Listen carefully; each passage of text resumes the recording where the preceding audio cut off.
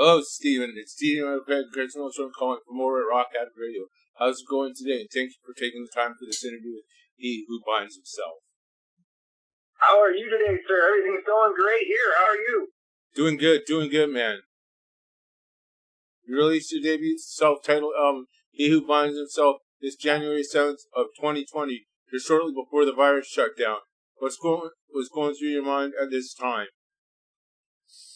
Oh man, what a crazy time we're all in today, huh? Imagine that, some global pandemic.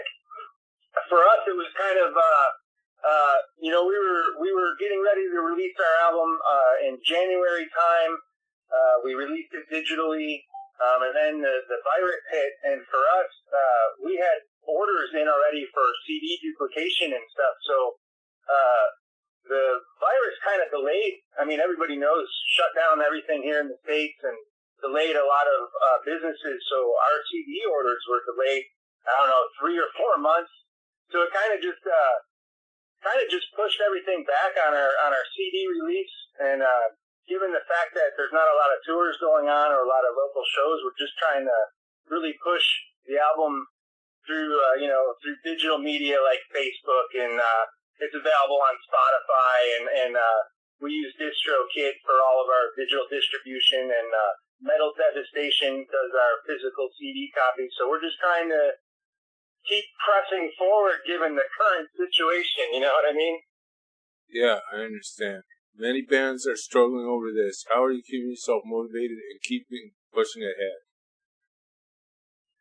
Well, what we're doing is we're having phone conversations with each other, talking about business and the band. We recently not only released the CD, but we recently released a lyrical video to help support the CD for the songs These Eyes See Everything. We're just writing a lot. Me personally, I'm at home recording. I have a home studio, so I do a lot of writing at home and just writing more material and trying to do some media push for the new CD and that kind of stuff. Doing what we can to keep going, and just with the virus and whatnot, just doing what we can, Hope everybody's staying safe out there. What goals did you have for the band before this went into a mind trip? Well, like I said, we were getting ready to release the CD in January, and everything kind of got pushed, and our plans were to do, a lot of shows and a lot of new videos and stuff like that. We were going to do some live video shooting, so a lot of that got pushed back and got delayed. So right now we're just focusing on digital presence, through outlets like, Facebook and Spotify for digital releases, and our distributor Metal Devastation for the CD. You can hit us up too if you want physical copies of CDs. We're doing, mail orders and things like that. So just trying to keep busy and write music and that sort of thing. Your self-titled debut offers 9 tracks. Tell me about these 2 tracks, Alone and Suffering, and These Eyes See Everything. Oh, those are 2 good tracks. The whole album is really good, I think. Let's see, Alone and Suffering, that song is very dear and personal to me. I wrote that song and wrote the lyrics and everything and presented it to the band, and everybody was very supportive and welcomed my ideas, even vocally and musically. So that was really, really good. That's a personal song of mine. And then These Eyes, that's also a significant song because the band's been around for quite some time, and over the years, different songs have come and go, and that is the last song in our set list from way back 10 years ago, going back 10 some odd years when the band first started. That's like one of the last tracks that survived and made it through the storm of the pickings. That's a really heavy, fast song with a really catchy chorus to it. The crowd really likes that one.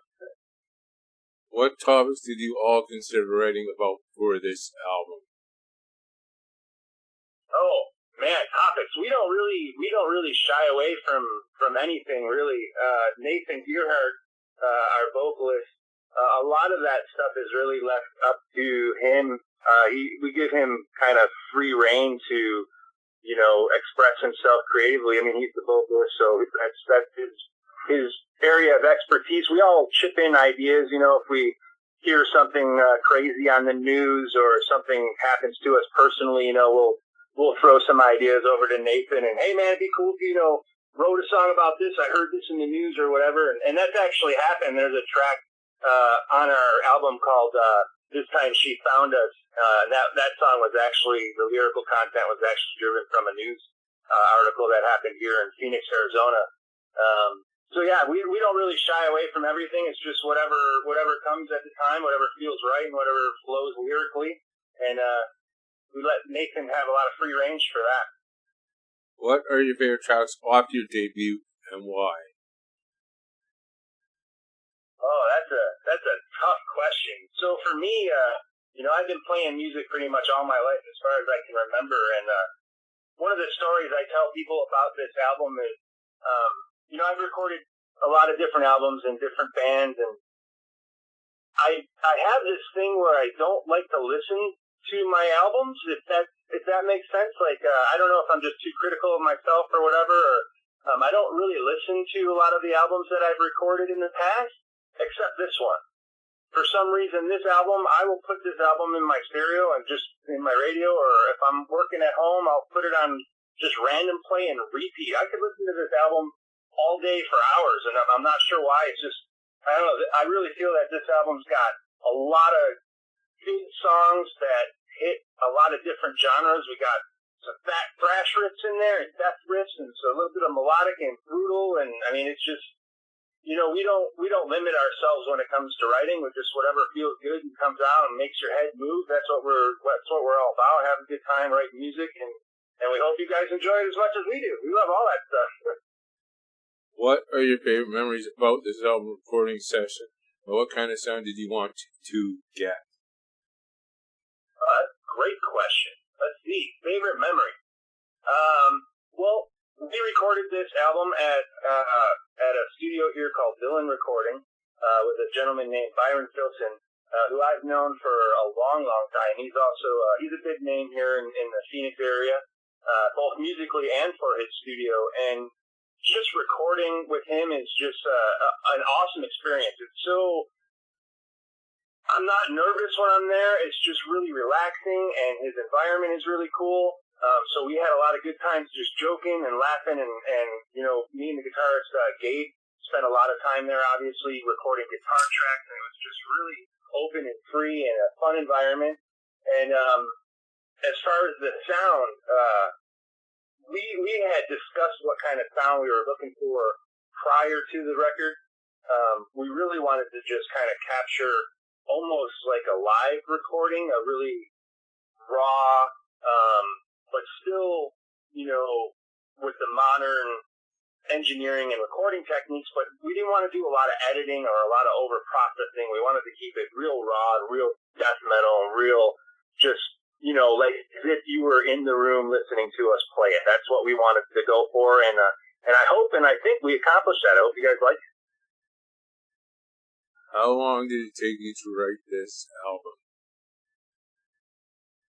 Oh man, so that's a long story. I'll try not to get too long-winded on this, but He Who Binds Himself has been a band on and off for about 10 years.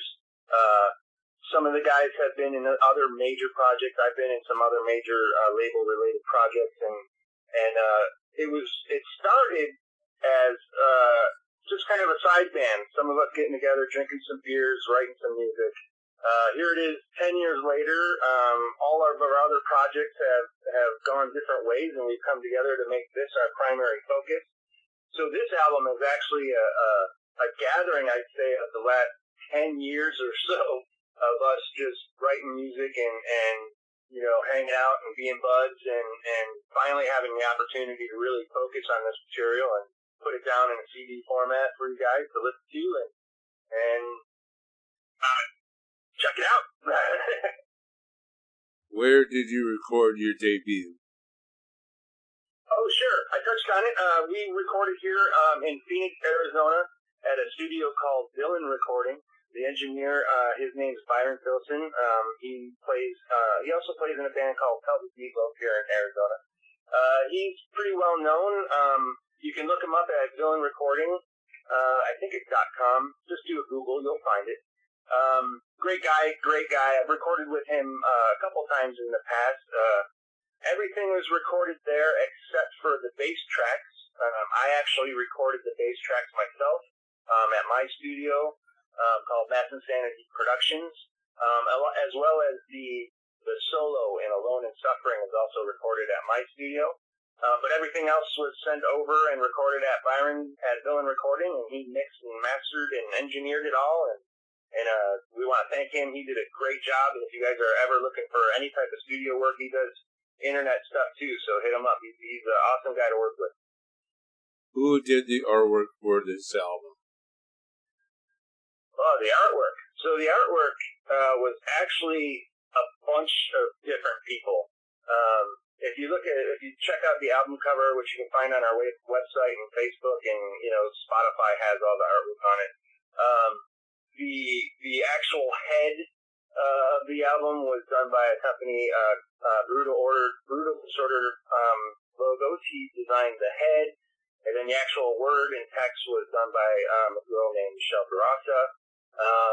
The heads in the jars were done by our buddy Kyle, who also plays in Vehemence and in a band called Invading Uranus. We had a buddy of ours, John Chunglo, did some colorizing on it, gave it some texture and depth, and all of that came around back to me, and I put it all together and threw it into a CD layout and got it all duplicated and whatnot. Took a lot of time and a lot of people. Put in a lot of effort to get that together, and I think it came out really well, in my opinion. I hope you guys listen. Cool, man. How did your band name come about? What was your initial vision for the band? Oh, sure. So, initially, our lead vocalist, Nathan Gearhart, is from a band called Vehemence. And back around 2000, 2004, stuff like that, family takes precedence on a lot of matters, so he had to leave Vehemence for a while in order to take care of family matters and take care of his job and stuff like that. At some point in time, he missed the music, so his vision was to start He Who Binds Himself. And like I said, it started maybe 10 some odd years ago, just on and off. A bunch of us, have known each other through different projects, through high school. Some of us go back. And it was just, hey, we got this little side deal, come hang out and drink beers and write some music and play some shows. And over the last 10 years or so, it's just grown bigger and bigger and bigger and closer for us, and has become more of a focal point, and is all of our primary project right now, so we're really pushing this one. And, so like I said, it's been around for quite some time, and finally coming to fruition and being put down on a format that we can share with all you guys. Why don't you introduce the members of He Who Binds Himself? All right, sure. My name's Steve Jasinski. I play guitar. I've been playing music since I was a teenager, saxophone and piano and stuff like that. Our other guitar player, his name's Gabe Oso. He also plays bass. He's been in a lot of different bands too. Our lead vocalist, I've mentioned his name a couple times, is Nathan Gearhart. He's most notably from Vehemence. A lot of you guys might notice them. They used to be on Metal Blade Records and stuff like that. Our bass player, Mark Kozebek, also known for ex-Vehemence and ex-Abigail Williams and a couple other bands. And our drummer, Andy Schroeder, also ex-Vehemence and ex-Abigail Williams and a couple other bands. So, all of us have known each other for quite some time. Some of us go back to high school, so it's really, we're all just really close friends and almost brothers, and really enjoy just writing death metal. What were your personal influences as a guitarist? Oh, personal influence. Wow. All right. Well, for me, I don't really get into names and stuff. like, I don't know if that's weird. Like, I know a lot of people are like, oh, Invade Malmsteen and this or that, this or that. It's like, I listen to a lot of different stuff, not only just metal, but just a lot of stuff. So, I mean, I take influences just from everywhere. A couple of people I would like to shout out that had some big impact on my playing. I mentioned Kyle from Invading Uranus. I want to give him a shout out. There was a time where I really needed some positive energy in guitar playing, and he really helped me do that. And I also want to give a shout out to Chris Canella. He's currently playing in Deicide now. I played with Chris in a band called Autumn's End, and same thing, playing with Chris and watching him play his leads and just the way he approaches music and everything really gave me a different outlook on music and business and playing guitar in general. So I guess I just want to give a shout out to those two guys. Excuse me there. Sorry, I had a cough. Do you have a band website? No. If so, what is the URL? What can people find there? Yeah, we have a band website. It's hewhobindshimself.com. It has all our links on there to our social media like Facebook and Twitter and YouTube, all that stuff. Any Google search with He Who Binds Himself, you'll look us up. If you're looking for some videos and stuff, you can hit up YouTube and look for Jasinski Metal. That's my last name, Metal, all one word. You can find a bunch of videos on there, or just search for He Who Binds Himself on YouTube and you'll find videos. Best place is just our website, hewhobindshimself.com, and all the links to all the other places are on there for you, as well as some videos in our bio and pictures and some music and all that good stuff. Lady, we got 2 more for the interview, and then we are going to need a station ID too, if you don't mind. Sure, no problem.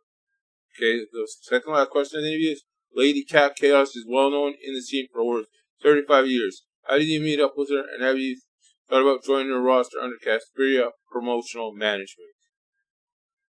Sure. I met Kat through a mutual friend, Walter, who's a DJ that I used to work with, and I've done some website work with. When the album came out, Walter and I are pretty close friends. I reached out to Walter and said, hey, we're looking to do, a little PR on this album. Can you point me to somebody? And his first suggestion was Kat. So right away, we got some Facebook messages going. I talked to her a bunch, and seems like we hit it off pretty well. And she checked out the product and liked the direction we were going, and asked us to come on board. And so we did that, and then we're doing our media push, and really appreciate her efforts. She helped us write our bio, and just helping us get that out there. We appreciate her. Right on, man. And now this leads me to my favorite question of the interviews for the station IDs. What requests do you have for the fans of Rock Addict Radio? Song you want to hear on air besides your own band is rock or metal? Oh, sure. You know what? I'm gonna throw an odd one out there. Totally not metal. And the reason I'm gonna bring it up is because we were talking about Walter and Kat, and it's a kind of an inside joke between Walter and I. There's a band out there that I kind of think is funny. They've been under some political bashing lately, but I mean, everybody is. If you're looking for something totally off the wall and crazy and not metal, check out Die Antwoord. Amber, you said? Yeah, Die Antwoord out of I believe they're from South Africa. They're like a really crazy, like rap kind of psychedelic rap band. I wouldn't even know how to explain it. It's a guy and a girl that do it. You'll know it when you find it because it's really crazy and off the wall. Okay, I'll see what I can do to get that in the mix for you, man. At least this is the station ID now, which is, hey, this is Steven from He Who Binds Himself, and you're listening to Rock Addict Radio. Sure, okay, I can do that. I'm ready if you're ready. Go ahead, man. Hey, what's up, everybody? This is Steve from He Who Binds Himself, and you're listening to Rock Addict Radio. I need one more for Craig's Metal Storm. You can come up with whatever you want in that one. All right, Craig's Metal Storm. Let me think of something here real quick. Hey, you guys hear that? You hear that thunder? No, I can't. That lightning? I can't hear it over You're here. Listening to Craig's Metal Storm. Sorry about that, Steven. I didn't know you were doing the station ID. I thought that was, I thought you were talking about a storm over there. Can I get you to redo that one last time? Sorry about that, buddy. Good, man. Good. We'll do it again. Tell me when you're ready. Ready when you are. All right. Hey, guys. This is Steve from He Who Binds Himself. You hear that? You hear that thunder? You hear that lightning? That's Craig's metal storm. Cool. Thank you very much for your time, man. And thank you very much for the interview. Thank you, man. I'll talk to you later. Okay, have a good one. You too. Bye. Bye.